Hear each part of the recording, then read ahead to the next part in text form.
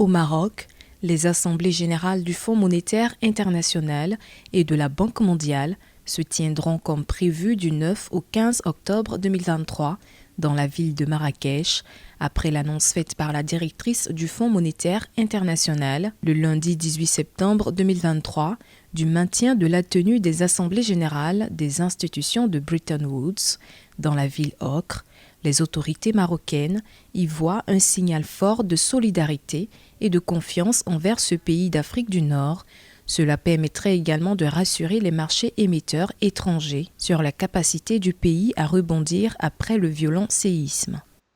C'est un signal fort de solidarité et surtout de confiance envers notre pays, car du 9 au 15 octobre, les regards du monde entier seront tournés vers le Maroc, ce qui représente une opportunité en or pour le tourisme, notamment dans le contexte difficile qui a suivi le séisme. La ville de Marrakech et la province Al Haouz ont été sévèrement touchées dans la nuit du 8 au 9 septembre 2023 par un séisme de magnitude 7 sur l'échelle de Richter, faisant plus de 3000 victimes. Cette décision du maintien des assemblées générales du FMI et de la Banque mondiale est pour de nombreux analystes une aubaine, une opportunité de promotion et de revitalisation de la destination Maroc. Cela est une aubaine pour le Maroc dans un contexte de crise. Cela va non seulement permettre au Maroc de pouvoir se reconstruire petit à petit et aussi d'attirer pas mal de touristes et de hauts fonctionnaires. On sait que pas moins de 14 000 personnes sont attendues,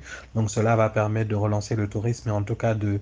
toujours garder une belle image du tourisme marocain et de continuer à faire de la destination Maroc une destination d'attractivité. Selon les autorités du royaume, plusieurs partenaires tour-opérateurs ont choisi de maintenir leur programmation vers le Maroc. Plusieurs actions ont été engagées pour redynamiser les régions touchées, notamment le budget prévisionnel consacré au programme de reconstruction et de mise à niveau général des régions sinistrées annoncé par le roi Mohamed VI pour un coût global estimé à 120 milliards de dirhams et rétablir rapidement la croissance que connaît le secteur du tourisme depuis 2022.